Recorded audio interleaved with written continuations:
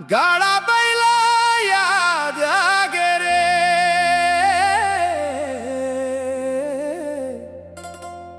माटी के गंध में पुरखौती जिंदगी के बात आगे।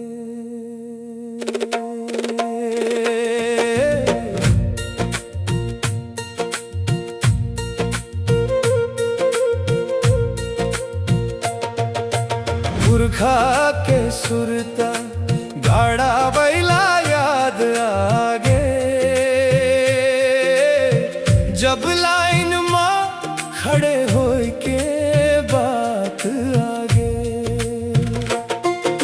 घुरुआ के भी दिन बहुर थे सुने रे हेवगा,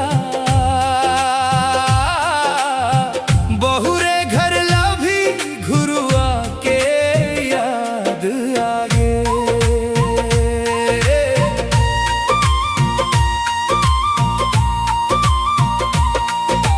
डीजल पेट्रोल हो गे महंगा, महंगा सोना हो गे, कार मोटर बंद हो गे, सबके रोना हो गे। घर के भी आराम बैठे मोर गाड़ा बैला, अस्कुर जुड़ा दांडी जोड़े जमाना हो गे।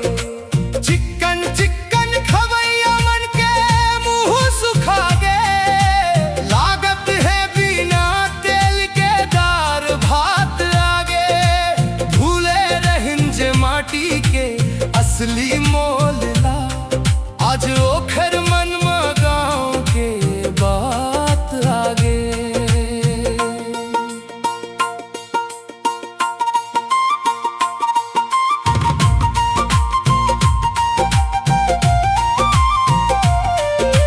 धान के बखरी और कोठी के महक जागे,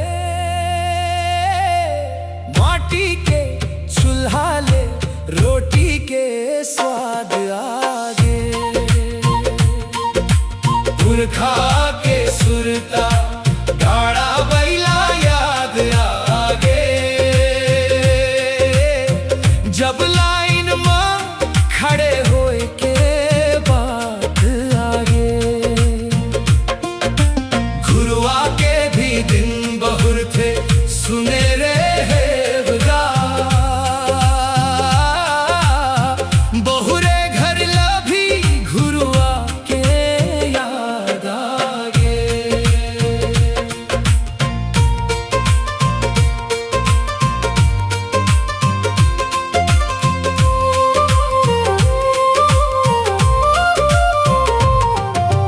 भरे बियारा गाड़ा बैला बर तरसत है, खेत के माटी जैसे भारा बर तरसत है।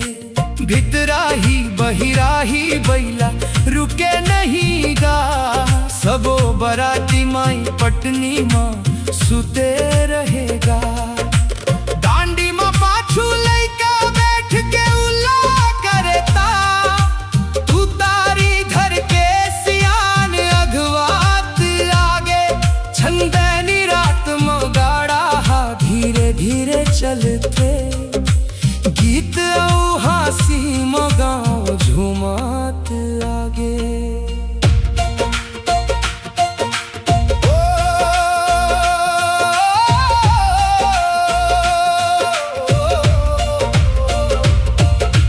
होइस लड़ैता बारिश तेल के कीमत संगी, काश ऐसने होतिस किसान के किस्मत संगी। बैला लाभी छेला ढीले के बात नहीं होतिस, यह गर्मी माँ बेमतलब बरसात नहीं होतिस। कीमत फसल के बाढ़ ही तब है तो हिम्मत हो ही, ट्रैक्टर के संग माँ गाड़ा बैला के साथ आगे। धरती के सेवा माँ जिंदगी बिताइस जे मन, ओ पुरखा मन के फिर ले औकात आगे।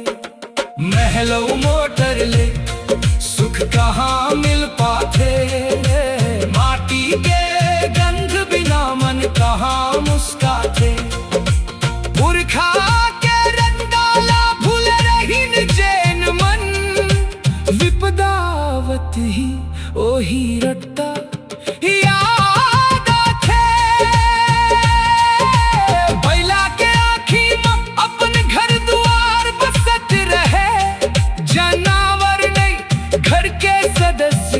जात आगे। अब गौठान सुनसान ऊपर छीसू न दिखते, सुरता के झोंका में फिर वो दिन याद आगे। ट्रैक्टर के संग में गाड़ा बैला के साथ आगे, माटी और मेहनत के असली औकात आगे। पुरखा के सुरता